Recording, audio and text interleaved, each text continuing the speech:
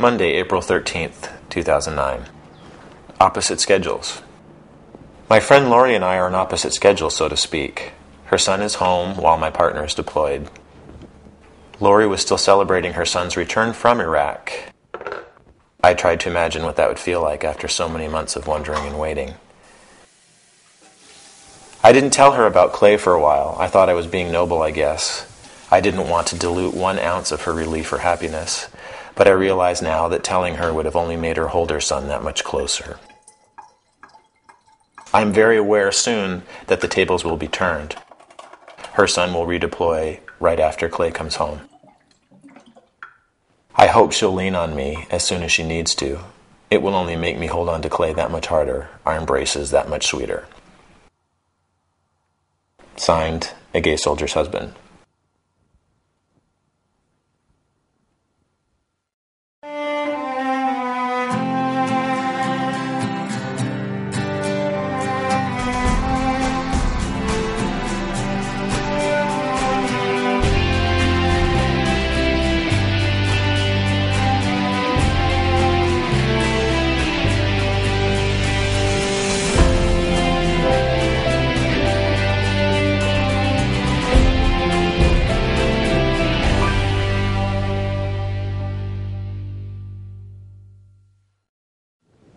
Welcome to In Their Boots, the show that brings you compelling stories about how the wars in Iraq and Afghanistan are affecting our men and women in uniform, their families, and our veterans here at home.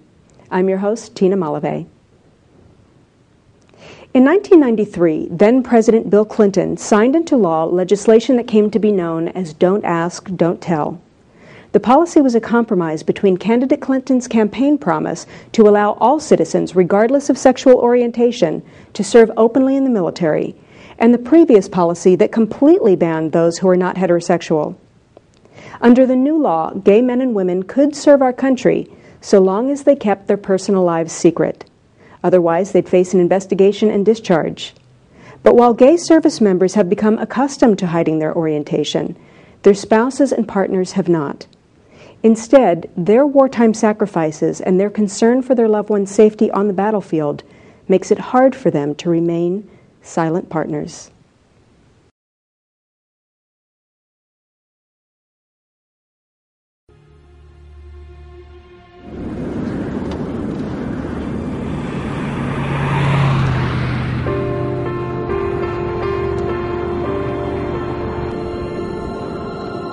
The person I love can be dishonorably discharged for loving me back, even though he is honorably serving his country right now in Iraq.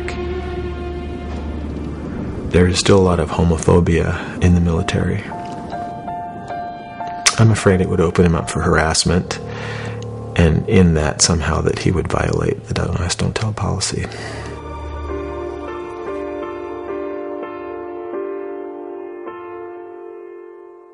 What's at stake if he were to be investigated and discharged is years of flawless service that he has rendered to our country. I want him to end that service on his terms when he wants to, not because he gets kicked out simply for revealing one aspect of his personality, of his being, that has nothing to do with the job that he does, and does well, in our armed forces.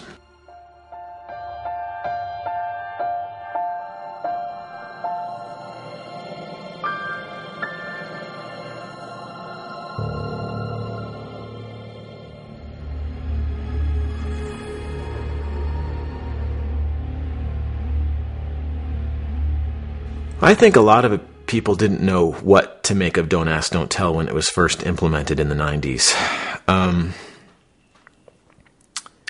I think that I might have even thought, I was pretty young, that I thought it was a good thing. Great, gays can serve in the military now.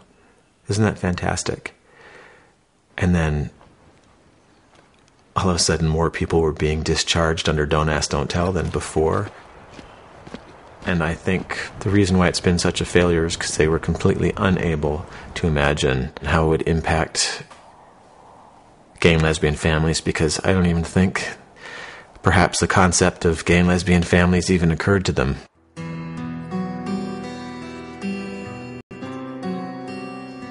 One of the things Clay had instilled in him at a very early age was that you serve your country first and then serve yourself. He takes tremendous pride in being able to serve his country. It's one of the things at the center of his being.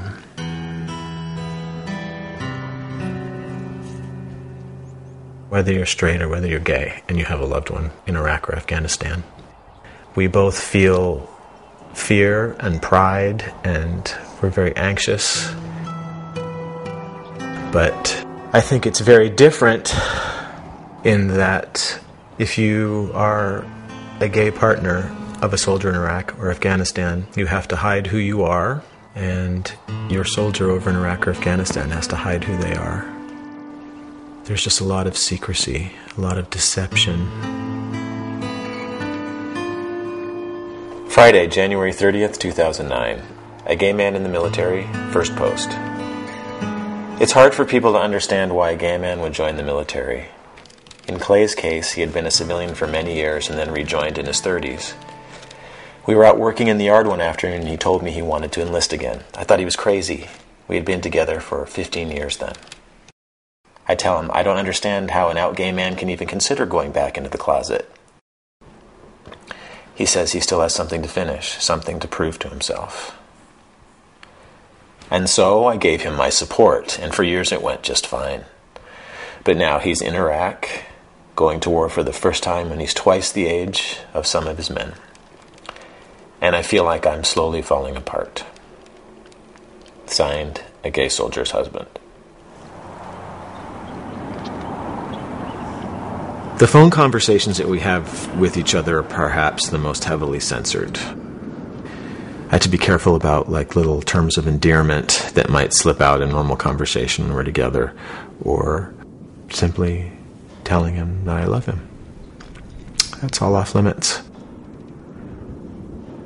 We are able to be the freest with each other through writing and cards and letters. It's a big deal when I get a letter from Clay. And so I usually go up and I put it on my pillow, and then late at night, when I'm all by myself and everything's quiet, I open it up and just read it and then reread it again, and a few times maybe. And it's just kind of a special quiet time just between us, even though he's not really there. But the things you have to worry about are, what if that letter is intercepted? What if he leaves it around and one of his fellow troops reads it? Those are just things that you have to consider. So you just have to be careful about what you say. I see you have it in a APO FPO It is. box. Here's your customs forms. These are new. They look intimidating, but they're not. Just fill them out just the same as normal and check all the things that you usually do. I don't think I like these so much. Well, I like the old ones better. That's because you're used to them. I don't write my name on the return address, and I don't sign my name,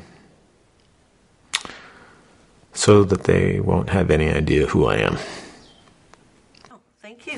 Have a good day. All right, I'll see you And around. we'll go out at 4:30. All right, I'll see you around soon. Okay. All right, take Around care. the neighborhood. Yep, bye-bye. Bye now.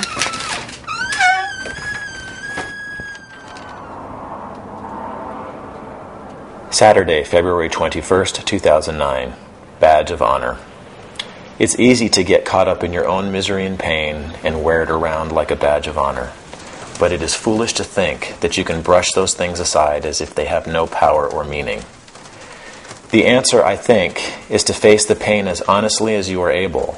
Wail at it. Shake your fists at it. Howl. Sob. And then walk on. Come back if you need to, but do not dwell, for the ground there is a sloppy muck that will suck you in if you stay to wallow. Signed, a gay soldier's husband. If something were to happen to Clay while he is deployed, I am not officially or unofficially on anybody's list to contact. I would have to wait for a call from an official family member of his. I want to be the first to know if something were to happen to him. I think I deserve that. I think that's my right. That to me is the most important thing.